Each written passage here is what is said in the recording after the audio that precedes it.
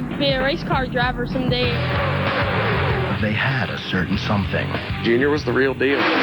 He just looked natural. They chased one goal relentlessly. He wanted to follow in his father's footsteps.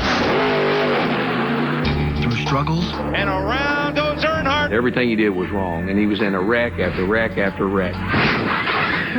And setbacks. There's nothing worse for any man than to lose his father.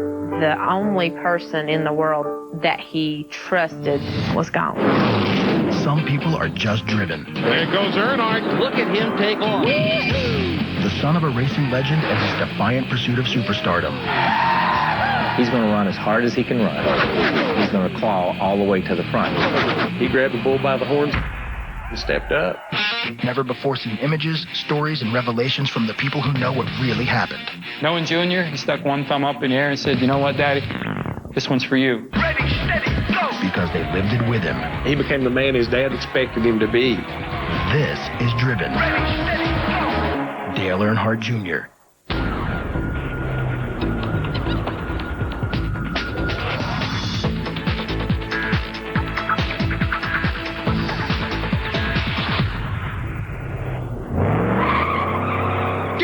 Give me fire, give me that which I desire. Dale Earnhardt Jr. was born October the 10th, 1974. When he arrived in the world, he already had a sister, Kelly King Earnhardt. Dale Jr. was always just a precious baby. Dale Earnhardt Sr. was a race car driver. Dale Sr. was racing the day Dale Jr. came home from the hospital. When you hear the name Earnhardt, racing's related to it. Dale Jr.'s grandfather, Ralph, started the whole Earnhardt legacy. Ralph Earnhardt was one of the pioneers in our sport. Dale Jr. not only has racing heritage on his father's side of the family, my father, the late Robert G., built race cars.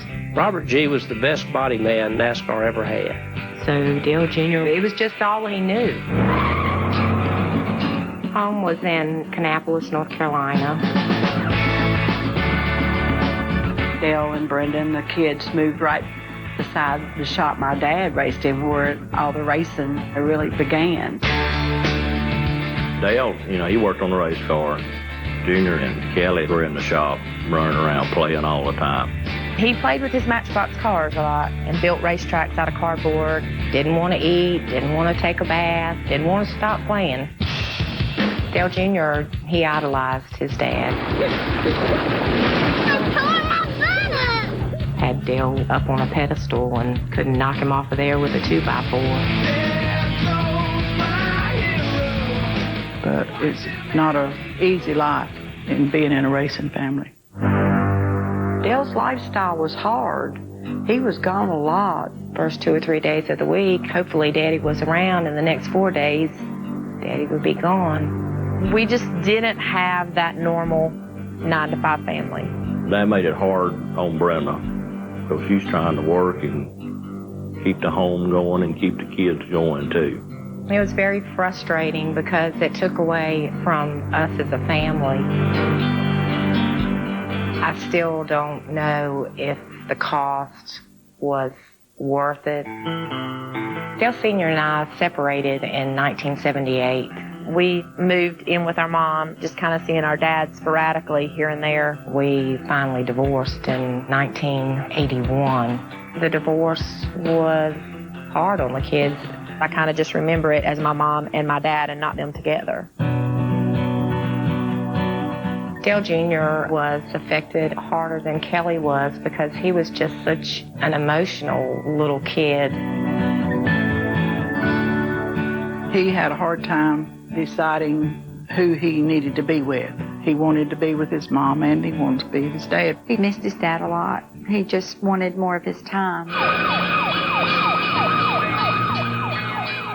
One morning we woke up and the house the kids and I rented had an electrical fire in the ceiling. Our house was burning up. I woke the kids and we ran outside and I called Dale Sr. and explained to him what was happening.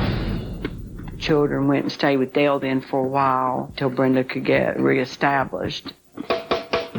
When Dale Jr. went to live with his dad, I know that he missed me, but he was thrilled to be there. I just always remember Dale Jr. really being about his dad. Dad was just kind of coming into his own as a driver.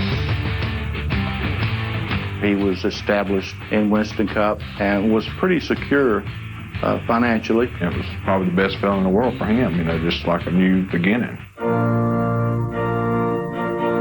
Dale decided to marry Teresa Houston. I remember them dating. I remember Dad and Teresa dating. Then they married in November of '82. It really had an impact on Dale Jr. He thought somehow his mom and dad were going to end up back together, but it just was not going to be that way. As time passed, it just got more difficult. I could see the change in him. He was starting to get a temper issue. And Dale Jr. would see kind of what he could get away with when Dad was out of town. They had a hard time getting him to do schoolwork. The things that got Dale Jr. into some trouble were outreaches for attention. His daddy's attention, for good or bad, was better than no attention. If we would have been able to have more time with our dad, it probably would have been better for us, and for Dale Jr. especially. Dale Jr. really struggled to get his dad's approval, and maybe he felt like his dad's love. Dale Sr.'s personality, it was somewhat of a tough love.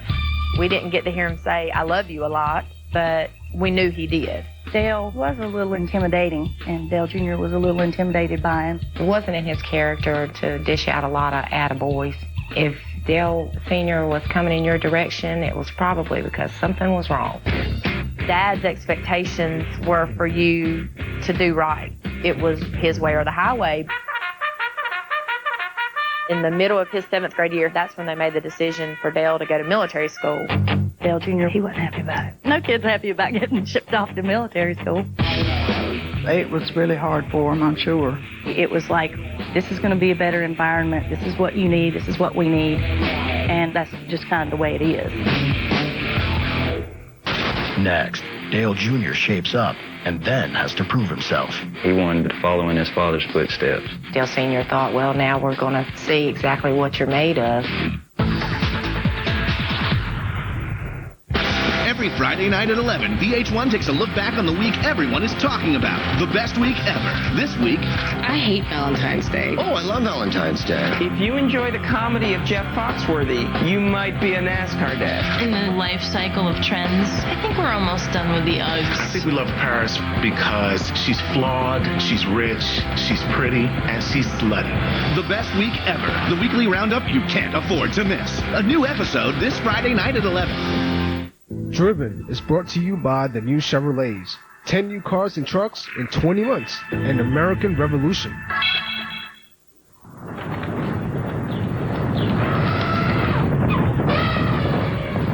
It's the Mighty Mouse of cars. Meet the surprisingly big Chevy Aveo. Now we can roll all day. Now we can roll all day. Ride all night. It's only little on the outside. Meet the surprisingly big Chevy Aveo. The new Chevrolets, an American Revolution. They're coming! They're coming! Domino's dots are coming! Big flavors coming your way. Introducing cheesy Domino's Dots. Smothered in delicious Colby and Monterey Jack cheese. 360 degrees of all-around fun. Get an order of cheesy Domino's Dots for 99 cents when you buy any large one-topping pizza for $9.99. Now in a manageable size. I don't know. They look pretty big to me. Get the door. It's new cheesy Domino's Dots.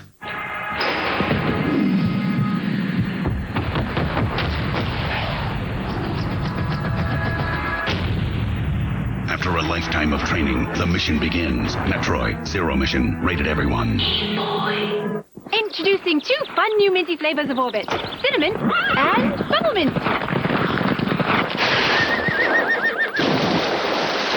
For a good, clean feeling. Fabulous. No matter what.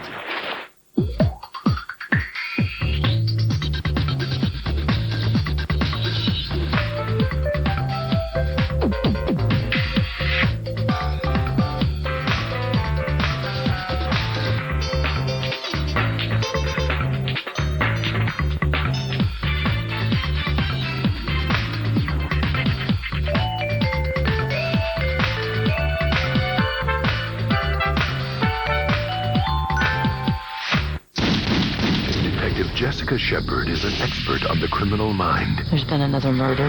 But her latest case, Crime scene is clean. What do the victims have in common? Just me. doesn't fit the familiar profile.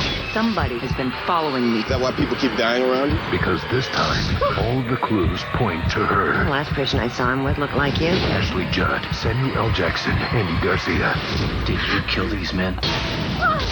Twisted, rated R. Starts Friday, February 27. Dear Bill, I'm traveling widely. I've been to the Caribbean. And would you believe it, I've been cliff diving in Mexico. Now I'm in Le Quebec. Bonjour, as they say. I'm something of a cheese connoisseur. I do enjoy a stinky cheese. A pungent, ghastly, stinky piece of cheese. Well, cheerio, the roaming gnome. Book with Travelocity. Don't forget your hat.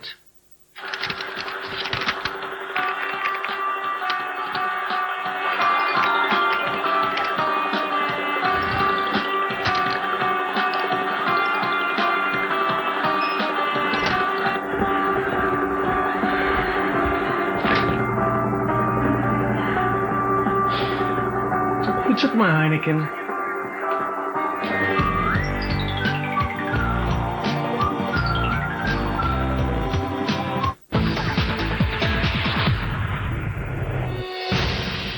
Because of Dale Jr.'s lack of motivation, Dale decided to send him to military school. He wanted him to try to become a little more independent, be able to stand up for himself. Dale Jr. arrived in 1986, came as a 7th grader. Dale Jr. was the smallest cadet there. He was way smaller. He looked so lonely. We were really close, and I missed him, and I wanted to just go up there and kind of make sure he was okay, so they let me go too. It was hard for us the first 6 months. I remember Dale not being happy that we were there. You walk in there, and it's just like being in an army base, you know. You walked past people with higher ranking, you saluted them, so you were always on your toes. We used to have to shine our shoes, our brass. We'd have to make our bed a certain way. He's suddenly responsible for changing his underwear, taking showers, sending his laundry out, and he was deficient in those things. You played by their rules, and when you didn't play by their rules, we got in trouble for it. There were a couple of times that he didn't get to come home because of demerits, and he learned real quick that that was not what he wanted to do. He didn't want to spend the weekend at Oak Ridge Military Academy. He wanted to go to the racetrack. So I think that that was a turning point for him. In fact, he pretty much fell into line and did what he was supposed to. We stayed there about 1.5 years, and I guess they figured that we shaped up, so we got to come back home. After Dale Jr. and Kelly got out of military school, they started going to the public school in Mooresville. He was a normal teenage kid, nothing out of the ordinary, except his name. When we were in high school, Dad was the king of the hill in racing. He was real aggressive and spin people out and, taking the prisoners to the front kind of guy. Dale's nickname was the Intimidator, and he earned it. He was, the big time, big gun, winning all the races, winning championships. That's the time for us that his popularity started affecting our lives. A lot of kids had that perception of us, that you're snobby or you're this or you get everything you want. Dale Jr. didn't want people thinking, little spoiled kid growing up, because he wasn't. At those ages, people don't like people that are different, so they kind of take it out on you. You get to school and your name's Dale Earnhardt too, and kids start picking on you and you're smaller than everybody else. He wasn't this athletic, competent, teenager, so it was hard to fit in. There were times he didn't want his name to be Dale Earnhardt, If my name was Joe Smith, it'd been better. He had a small circle of friends. Dale Jr., him and Carrie, they were spending so much time together. Dale Jr. has a half-brother, Carrie Dale. Carrie Dale was born in Dale's first marriage, and there was no real connection for a lot of years until he started coming around over to the shop. I was about 19, started working on cars and getting interested in them, and then Dale Jr. and I started talking about actually racing. Dale Jr. was all about racing, anything to do with racing. We raced skateboards, bicycles, go-karts, whatever we could get our hands on. That's really when the gear started turning. He figured, you know what, I think this is something I'd really like to do. Dale Jr. wanted to emulate his dad, And so he hung out with him when he could, you know. I just started, I got my own uniform now, and I'm starting to help the guys. Do whatever they ask me to, you know. He looked up at his dad a good bit. You could definitely tell. Hey, he wanted, you know, to follow in his father's footsteps. Well, I want to be a race car driver someday. It's a great sport. I love it to death, you know. It's all I've ever known, racing. I didn't know if Dale Jr. was tough enough, determined enough, motivated enough to dedicate what he needed to. At that age, he was real playful. Do pranks and jokes and that kind of stuff. That's one of the difficulties he and his father had, because Dale Sr. was no nonsense, up at 6, don't waste the day. His dad was pretty worried about, his mischievousness. What does your dad think about you wanting to be a racer? I don't know. It kind of looks like he's kind of hesitant. He said he can't trust me when I'm 16. He don't know if he's going to give me a car or wait, because he can't trust me. He says I don't pay enough attention. He can get sidetracked a little bit and a little out of focus. And that frustrated Dale Sr. so much. He just wanted Dale Jr. to give it 100%. If you're going to drive, you're going to have to earn your way up the hard way. You have to apply yourself. It's not a free ride for you. When he decided that he was ready, he went to his dad and told him he wanted to race. Dale Jr. wanted like a street stock car because it's the most entry-level class you can do. I guess Dale Sr. thought, well, now we're going to see exactly what you're made of. He could have put him in the best street stock he wanted to be in, but he didn't do that. It was not a, here it is, son, the keys are yours, and he drove away kind of deal. So Dale and Carrie went to the junkyard, paid about $250 for a 1979 Monte Carlo. We got the car, we got the engine running. He and Carrie started driving down at Concord Speedway. We ran that whole season there in Concord in the street stock class. Dale Jr., he loved it. He enjoyed every bit of it. There was just something about him, it just looked natural. I just knew he was going to be good. Gary Hargett was actually someone that my dad raced with, back in the 70s. Dad knew that Gary was somebody that could be a mentor person for Dale Jr. because he was still, 18, 19. I'd see Dale, I said, I'd like to put him in a late model. The late model stock division of NASCAR would be the next step up. So he said, let's talk to Junior. And he called Junior and he said, you want to drive this man's race car? He said, yeah. He was ready to go racing right then. Dale Jr. started running down at Myrtle Beach. Herbie Speedway is definitely one of the toughest places to race. Dale Sr. ran at Myrtle Beach. And we started Dale Jr. off at that level for him to learn quicker. Somebody said, there's Dale Jr. I said, gee whiz. I said, he doesn't even look like he's dry behind the ears yet. His dad wanted him to learn what it's like to have a hard time. And being Dale Earnhardt's son, he took a little abuse. It puts a bullseye on you the minute you get on the track. A local guy wants to go back to his buddies. Hey, I spun that Earnhardt kid out. Did you see that?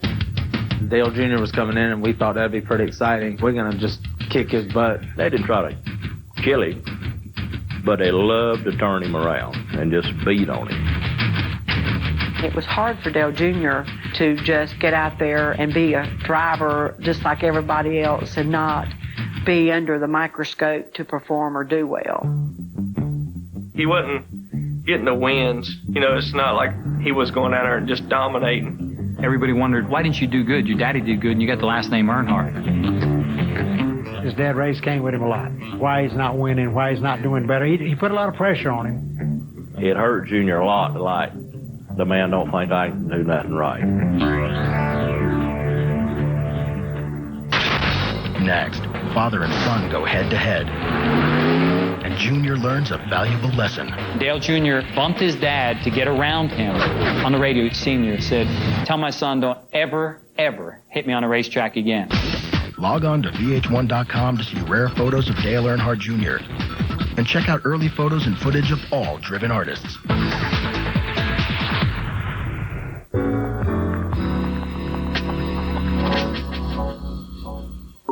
I'm as ready as I'll ever be to meet Cheryl. I am going to ask him to marry me. Sometimes words just aren't enough. This will be the only performance of the song there ever will be, and it'll be for them. But a little inspiration is all you need. I have something I want to ask you. Would you marry me? VH1 presents This Song's For You. Special songs for your special someone. Written by today's biggest songwriters. Premieres this Saturday at 7:30, 6:30 Central. Tissue, please. Only on VH1.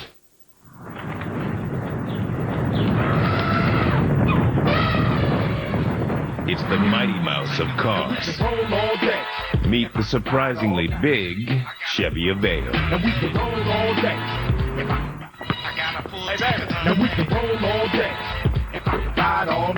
It's only little on the outside. Meet the surprisingly big Chevy Aveo. The new Chevrolets, an American revolution. Make over your music collection with What's That Sound? Music from Queer Eye for the Straight Guy, the soundtrack. Featuring the hit theme, All Things Just Keep Getting Better by Wildlife, plus Slow from Kylie Minogue.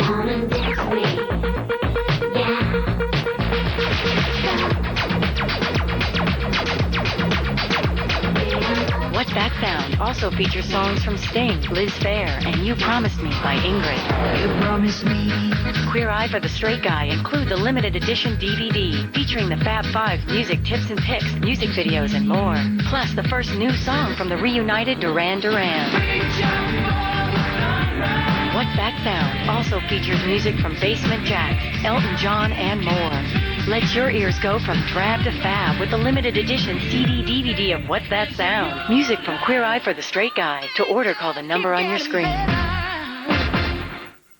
On February 20th, it's Hackman versus Romano. And it's winner. Yeah, maybe you're going down. Take all. We could eliminate him. Are you insane? Welcome to Mooseport. Blood-sucking vampire. PG-13, February 20th.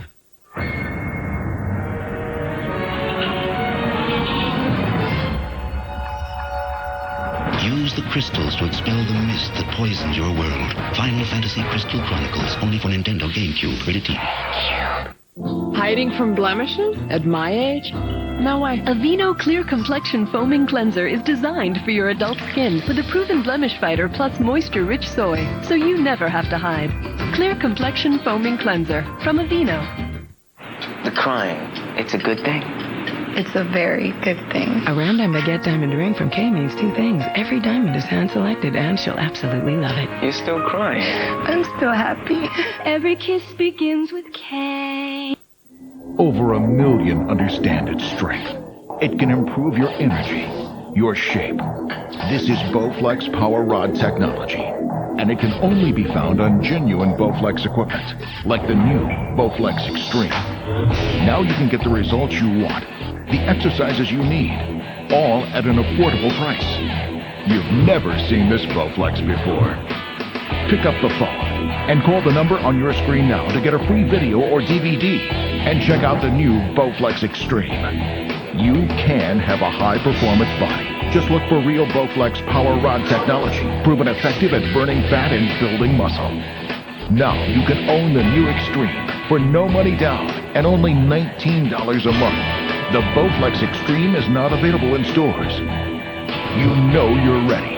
Let Bowflex help you get there. Call now for a free video or DVD today, because your results matter.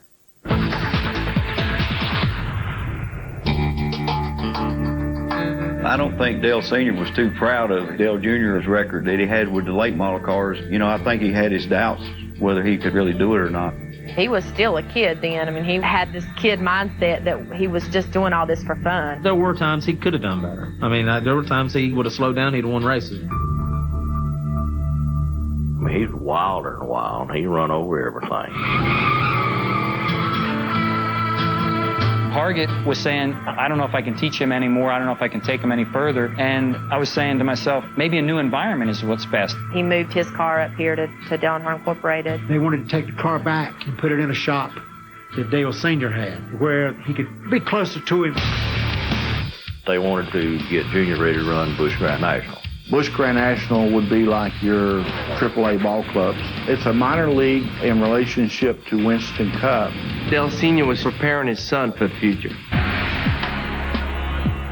Dale Jr. had to prove himself to his dad before he moved him up into the Busch Series. Dale Sr. did a really good job, I think, of letting Dale Jr. learn what he needed to learn on his own, but at the same time giving him the right advice at the right times to help him not make big mistakes. He watched every move his dad made and stored it for when the time would come that he'd need to do it.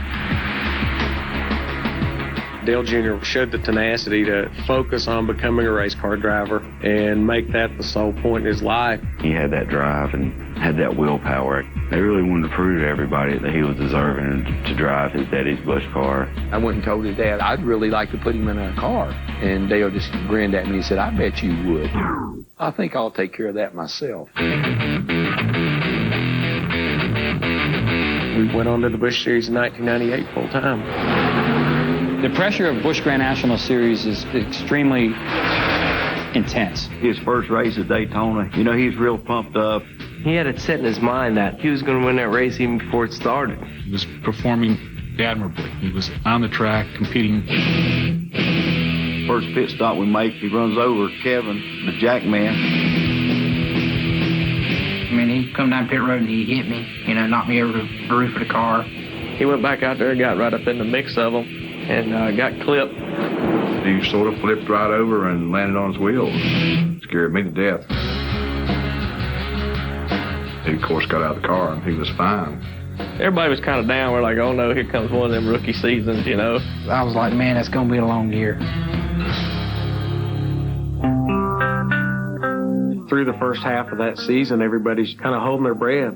Dale Jr. was like a kid that just ate a chocolate bar. I mean, he was just bouncing off everything and had a hard time concentrating. But Dale was always there trying to give him the hints, telling him, go low, go high, go left, go right. As the season progressed, he'd show promise. We won our first race. 7 races into the 98 season. After everything that happened at Daytona, here we are in Texas, and we won one of the biggest races of the year. What a day in history. Dale Earnhardt Jr. will win the Coca-Cola 300. Big Dale was there and got to come to victory lane and hugs him around the neck, tells him he loves him on national television. So for a guy that never really showed a whole lot of emotion, that was big. Dale Jr. was filled with the satisfaction that he finally did something that he felt was right and good, you know, to Dad. We're going to get some more. Don't worry about that. There goes Earnhardt. Look at him take off. He didn't win just once. He won numerous times. It just kept getting better and better. And everybody realized right then, Junior was the real deal. Junior is making a name for himself. When you win, it breeds fans. The fans really began to respect him. Dale's #1, yeah! We ended up winning like 7 races the first year. We were just ecstatic. Now we're contending for a championship, which with a rookie driver is something you just don't do in any series. Matt Kenseth and Dale Jr. put on probably one of the best races for the championship that I can ever remember in the Busch Series. A little tap. Let's get going from Earnhardt as you watch for Matt Kenseth's car. We love to race against each other. I love to beat Dale Jr. Every week the points lead was back and forth, and it went down to the wire, you know, between the two of them. And Dale Earnhardt now with Matt Kenseth. The lead battle is tightening up. And Junior's persona and dynamic on the track was a lot like his dad's, in that he would do things that sometimes you wondered if it was going to work or not, and he'd always make it work. Earnhardt Jr., the rally is on. When it all came down to the end, you know, we were on top. Congratulations, champ. You know, we're champions, and we worked hard for this, and real proud of my team, man. They worked real hard.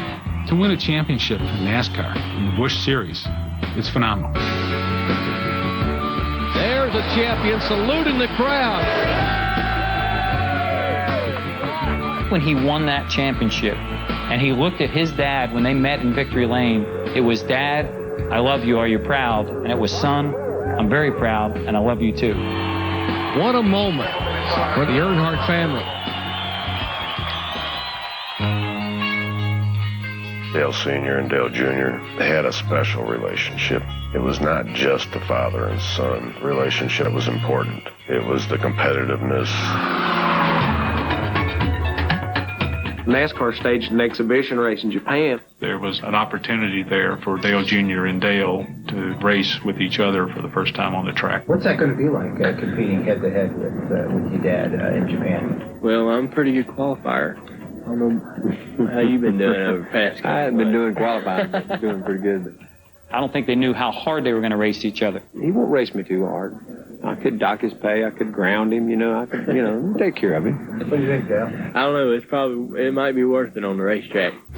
They begin the race, and they're working their way through the field. They were nip and tuck. They were fighting for the lead. Take that. Well, you take that. No, you take that. Near the end of the race, Dale Jr. bumped his dad to get around him. Boy, Dale was hot. Dale came behind him on the next lap by and turned Dale Jr.'s car sideways completely. All of a sudden, Dale left off the gas so Jr. could straighten it out and drive on by. On the radio, he said, "Tell my son, don't ever, ever hit me on a racetrack again." Dale Jr., by putting himself in a championship his first season, created a lot of corporate attention. There were demands for him for sponsorships. They were negotiating with 3 or 4 organizations. Anheuser-Busch and another company desired Dale Jr. to be their driver so much so that one at the last moment tried to outbid the other one. They saw not just a diamond in the rough, they saw a diamond. Dale Sr. came back from his meeting with the Budweiser people, and he was gloating. I just signed the biggest deal in NASCAR history, $10 million a year for 5 years. I said, for that little kid, he hadn't even started driving Winston Cup yet. You got that kind of money? For a company that size and with the credibility they had in the sport, to put all their eggs in your basket, that's a pretty good endorsement. And that was really important to Dale because he then saw that Junior could carry the torch. But it's hard to come back after a successful year and be successful again. Dale Jr. wanted to prove his championship in '98 wasn't a fluke. Everybody kept waiting for him mentally to break. He's going to go into a slump. But as the season unfolded, they showed him that he could do it again. Earnhardt Jr.'s a shot past. Dale Jr. stepped up to the plate again and backed it up with a second championship. Busch Gray National Series champion, Earnhardt Jr. To win back-to-back championships in anything in NASCAR is a huge accomplishment. There's been very few people who have been able to put back-to-back championship seasons together. The guy's won this many races. He's won this many championships. It's now time to go big time. The decision was made. Junior would go full-time Winston Cup in 2000. In the Busch Series to the Winston Cup, from the Class A's to the pros. That's when the pressure really came to the forefront. He was an Earnhardt. Those are big shoes to fill. Dale Earnhardt was the Winston Cup. There's nobody else. Dale Jr. wondered whether he was going to develop into the guy that everybody expected him to be. What was he going to be? Flash in the pan, or is he going to be the next coming? Next, the pressure's on. You're only as good as your last race. That's how everybody looks at you. Then, a tragic turn of events. As soon as the wreck happened, Dale Jr.'s like, is he all right? Is he getting out? The only person in the world that he trusted 100% was gone. NBA players have endless money. There's bling bling everywhere. So whatever their wildest dreams are, they can have it. The Fabulous Life of Hoop Superstars premieres this Friday at 10/9 Central. Only on VH1.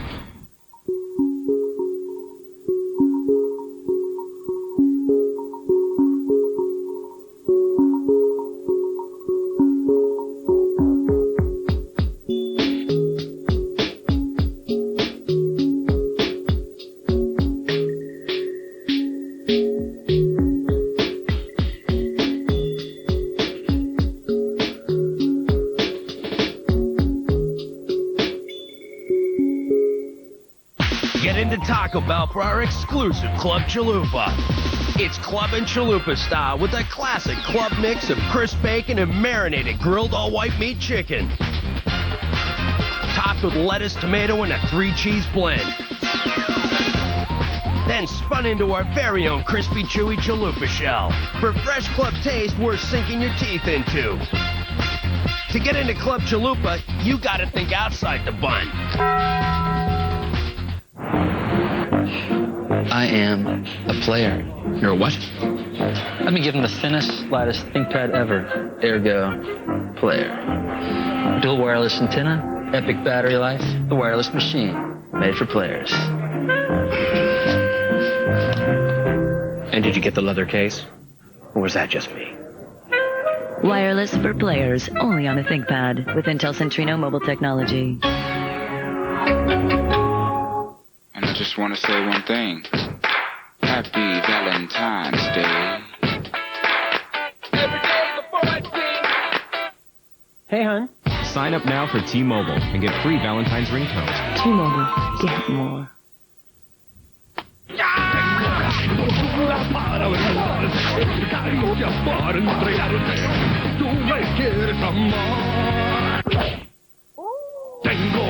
Degree. Gets in the touch. It's the Subaru all-wheel drive away. Now is the time to get a new Subaru Outback with sophisticated monochromatic colors for as little as $235 a month. Or get all-wheel drive ruggedness with up to $1,500 cash back.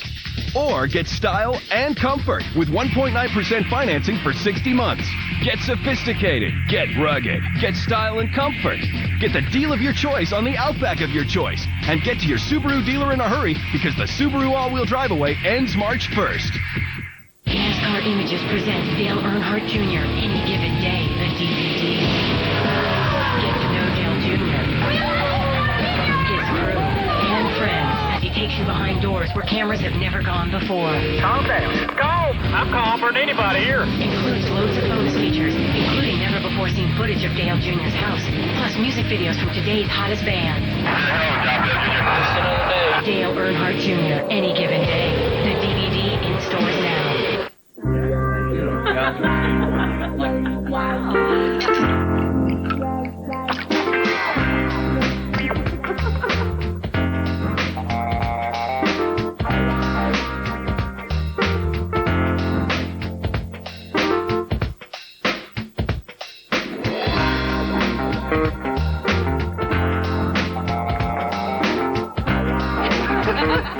Bailey's, let your senses guide you. Please drink responsibly. On February 20th, it's Hackman versus Romano. And it's winner. Yeah, maybe you're going down. Take all. We could eliminate him. Are you insane? Welcome to Mooseport. Blood-sucking vampire. Rated PG-13, February 20th. Think of this as itchy, flaky dandruff, the kind that keeps coming back. Shut it down with Neutrogena T-Gel, the #1 dermatologist-recommended shampoo to help keep persistent itching and flaking away. Shut dandruff down. Neutrogena T-Gel. It works.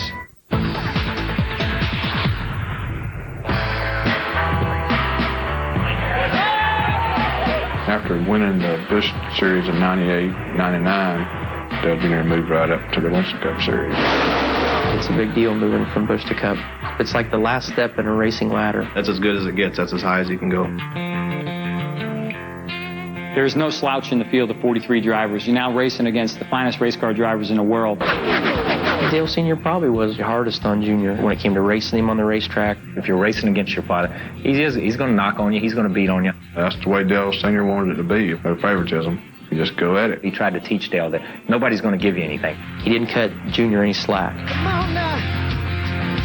He was going to push Dale Jr. to be the best. I think the pressure for Junior was just living up to his dad's expectations. The public perception was you need to be very, very good because you're an Earnhardt. But privately, Dale Jr. wanted to be very, very good because he was Dale Sr.'s son. Dale was hard on Dale Jr. I mean, he expected a lot out of him. But I think Dale Jr. knew he could deliver. Dale Earnhardt Jr., Winston Cup rookie, trying to win in only his 11th start. Dale Jr. won his first Winston Cup race at Texas during his rookie year in April 2000. Dale Earnhardt Jr., first-time Winston Cup winner. The emotion of winning in the Winston Cup Series, it's really special. The feeling is like something you just can't explain. Again, he impressed not only his fellow race car drivers, but his dad himself. Well, like father, like son. Everybody's in victory lane, and here comes Big Dale. And he wasn't there that day as his car owner. He was there as his father. This is as big a moment for you as it is for him, I think. I tell you, he's something else. That was a very proud moment for Dale Jr. That's crazy. He was just beaming. He was so happy. It's like he had arrived, you know. That was the hardest race I ever drove. month later, he followed it up and won the Winston All-Star race. The Winston All-Star race is a race of champions. Everybody that's in it's won a race. He went out there and muscled his way to the front and drove away from all of us. Dale Earnhardt Jr. He didn't just take the lead, he is driving away. It didn't take long for all the Winston Cup drivers to realize that he was going to be a major force in Winston Cup racing. People stood up and took notice and said, okay, he can beat the best of the best. The next generation of NASCAR superstar. He started out for bang, and then they just did a 180. Dale Earnhardt Jr. problems early. You know, you're only as good as your last race. That's how everybody looks at you. Dale Earnhardt Jr. is not going to make it. Things started going downhill from there. We started going to some places that he had never been, so it got pretty tense. I remember one race at Martinsville. Holy cow. And Dale Earnhardt Jr. is in the fence again. He hit everything there. Everything he did was wrong, and he was in a wreck after wreck after wreck. They just come back from the worst case scenarios and something worse would happen to them again. Dale Earnhardt Jr.'s car on fire down in turn number 1. There was so much going on for him. I think that's where some of the slumps came in. When you become a Winston Cup driver, the pressures and the demands on your time are a lot different. Our sport is brutal. You can't stop. You can't call a timeout. There's definitely pressure to perform every week. You have sponsors you have to please. There was a lot of responsibility to the fans, to the racetracks, to NASCAR. And I'm not sure that Dale Jr. was ready for all that at that point in time. He had more appearances scheduled than any other driver out there. The appearances kind of wore him down a little bit. I think it actually wore him out. Junior began to get a feel what it's like to walk around in his dad's shoes. He started understanding, this is why Dad was gone. It put a lot of stuff into perspective for him.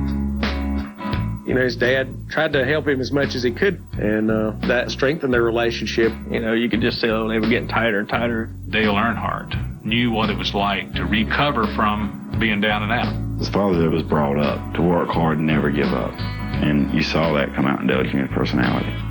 His father would say, look, don't get discouraged today because there's tomorrow.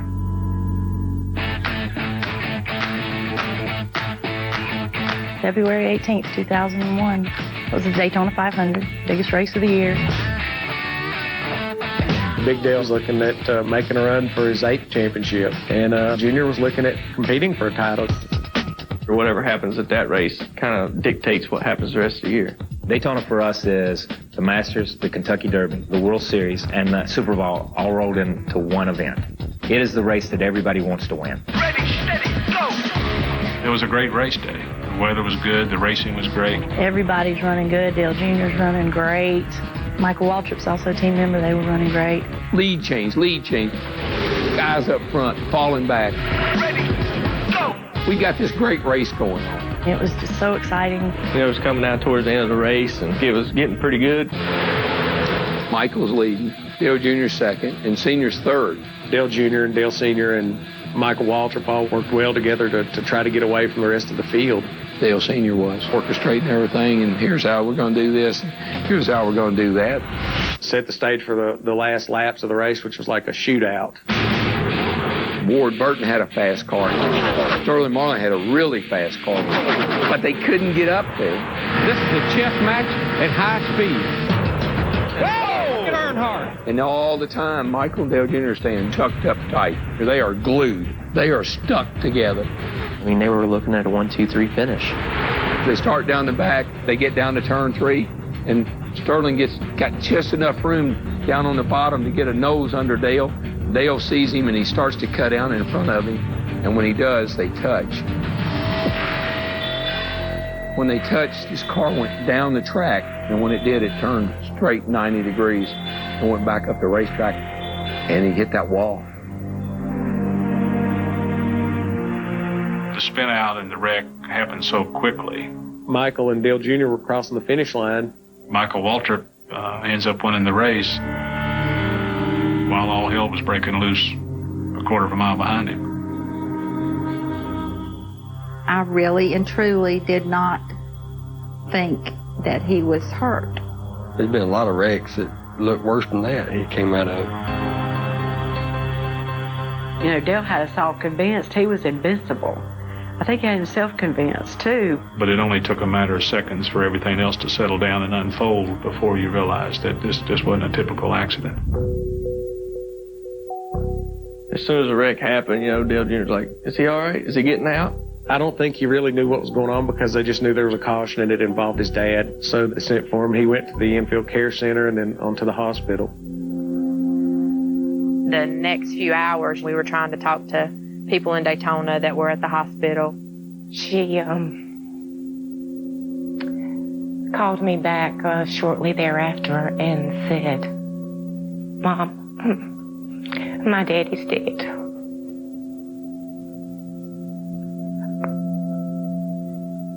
My heart just broke. He was so important to my kids.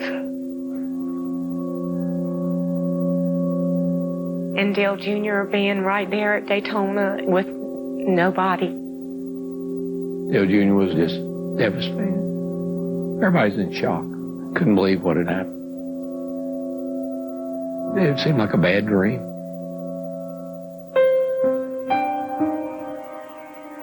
There's probably nothing worse for any man than to lose his father. I mean, your father, you're that big giant of a man. He can't die. He'd always looked up to his dad, like any boy does. His dad's their hero. When you got a hero that's that big, it's kind of hard to let him go. I just kept thinking about how can somebody be taken away from you that quickly? The only person in the world that he looked to for that support and guidance and advice that he trusted 100% was gone.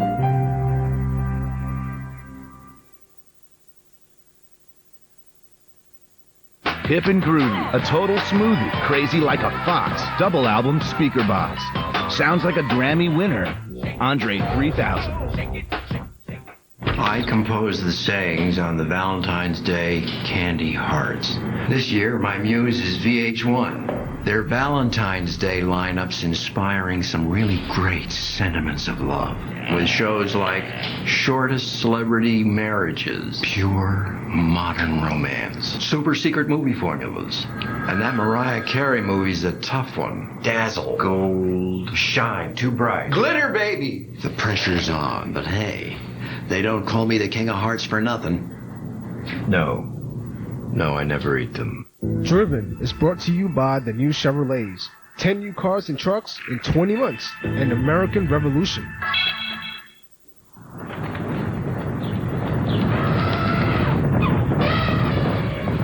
It's the Mighty Mouse of cars. Meet the surprisingly big Chevy Aveo. Now we can roll all day. Now we can roll all day. Ride all night. It's only little on the outside. Meet the surprisingly big Chevy Aveo. The new Chevrolets, an American Revolution. Did you take care of my bookie? No, I stalled your bookie and your ex-wife. Coffee. Ever get the feeling you were meant for something more? What do you know about boxing? In a world where she wasn't welcome. You're a woman. You ain't never managed nobody in your whole life. Jackie Callan is about to take her chance. You say this boy is good. Just a tiny bit raw. Inspired by a true story. For the first time in my life, people heard what I had to say. Meg Ryan, Against the Ropes. Rated PG-13. Starts February 20th. Only in theaters. Hank? Matt? Hey, man. How are you? How's it going? Well, this is Cindy, and we just got engaged. Congratulations. Hank's a great catch. Of course, he was a great catch for 300 lucky ladies back in college, right? Dude, you were the man. Oh, I ran into Cheryl last Friday. Remember her? Still asking about you. Why'd you give her a call? Knowing when to stop is a good thing. You guys are getting married. That's cool. Introducing 1, 2, 3-course combos. Do you love me? Do you love me? Now and ever. Come on now. Course 1. I do the hyperdriver. Course 2. Wow, entree. Course 3. Save room for the third time. 3 courses and 3 great new combos at Applebee's. Do you love me? eating good in the neighborhood. If only all businesses were like Walgreens Pharmacy, then they'd have drive-thrus too. Yeah, I'd like one of those prenuptial agreements.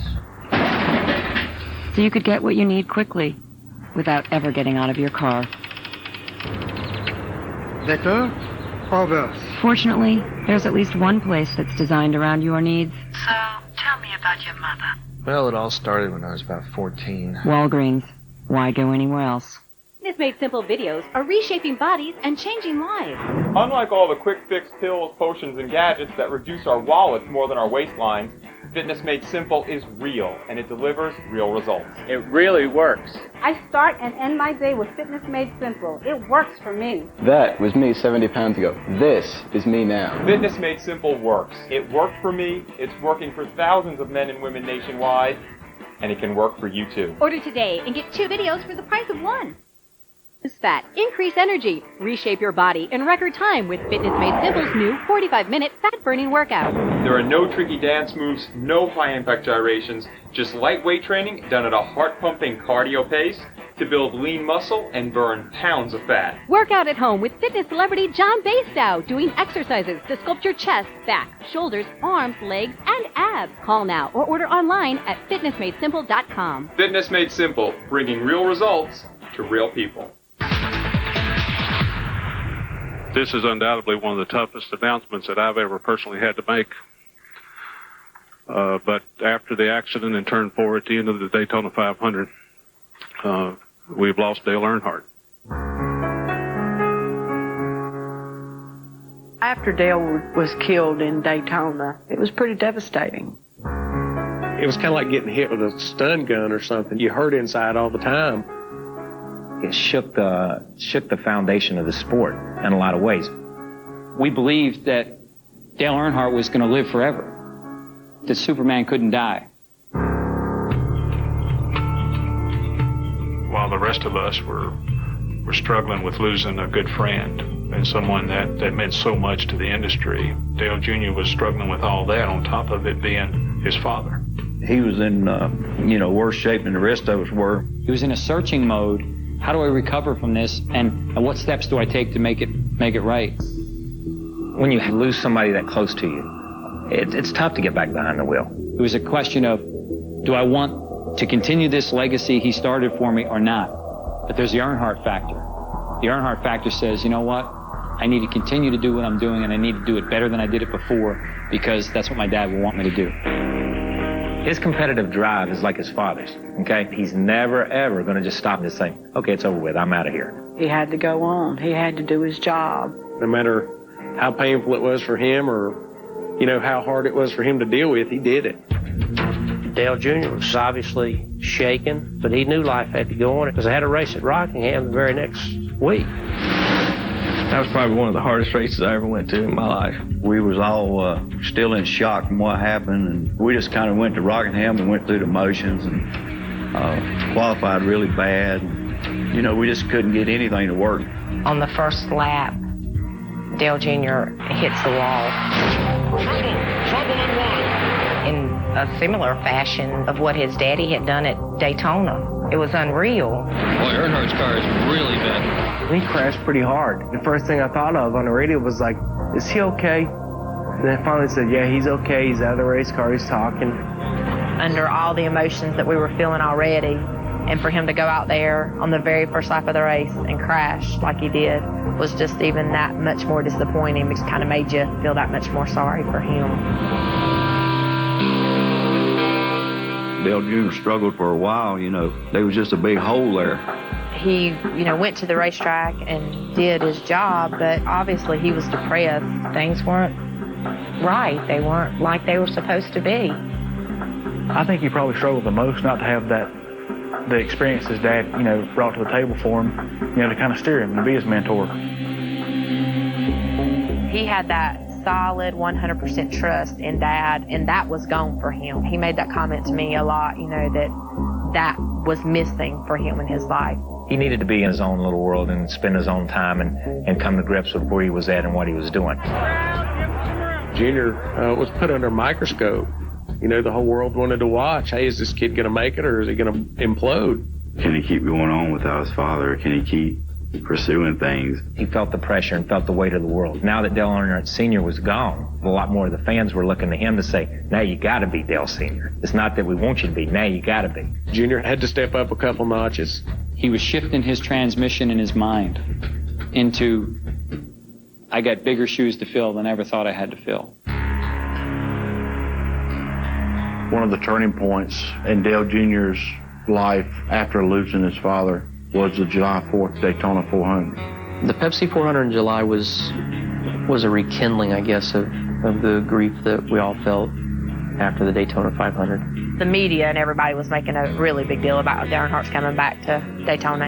Everybody was wondering what it's going to be like to go back to the racetrack, you know, where his dad got killed.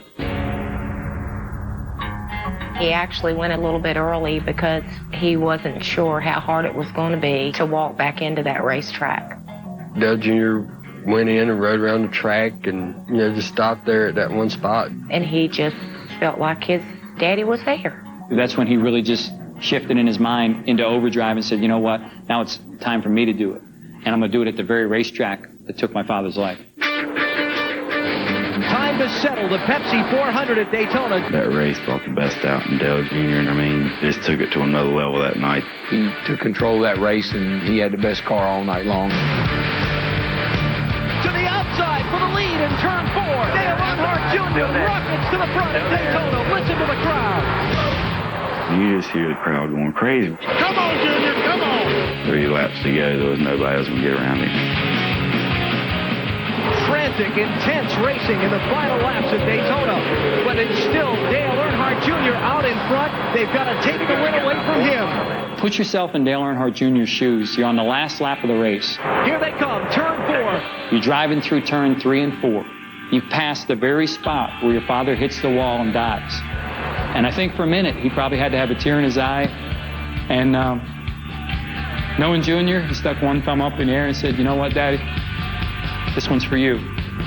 And he just hit the gas pedal a little bit harder, and there wasn't anything going to get by him. Dale Earnhardt Jr.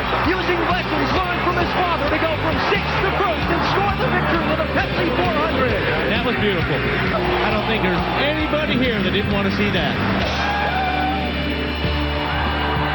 I don't think there's ever been an emotional win like that. And there's been a lot of races through the years, but I don't think there's ever been anything like that for the sport, for the fans, but more importantly, for one individual driver, Dale Jr. Listen to them fans up there. They love that kid to death. That was one of the coolest moments in racing. I was happier for him that day than if I would have won, so that was a really special time. Dale Jr. on top of the car. He won it like his father would have won it. That'll always be one of the magical moments in NASCAR. Storybook ending. I am speechless. Something unpredictable, but in the end it's right. I hope you had the time of your life. It's hard to describe the way it felt because you know that Dad was very proud of him, and watching Dale Jr. run that whole race and was with him during that whole race. You've learned a few things through the years, though, haven't you, from certain people? Yeah, he was with me tonight. I don't know how I did it, but he was there. Dale Jr. felt like he gave something to his daddy. I dedicate this win to him. I mean, there ain't nobody else that I can dedicate it to, that it would mean more to me. To win that race relieved a lot of pain. That really was the mark that told us you can go on. That day, he stepped out away from his father's shadow, his grandfather's shadow, and established his own career. And what was to come now is all Dale Jr. He became the man his dad would be proud of. You know, he became who his dad expected him to be.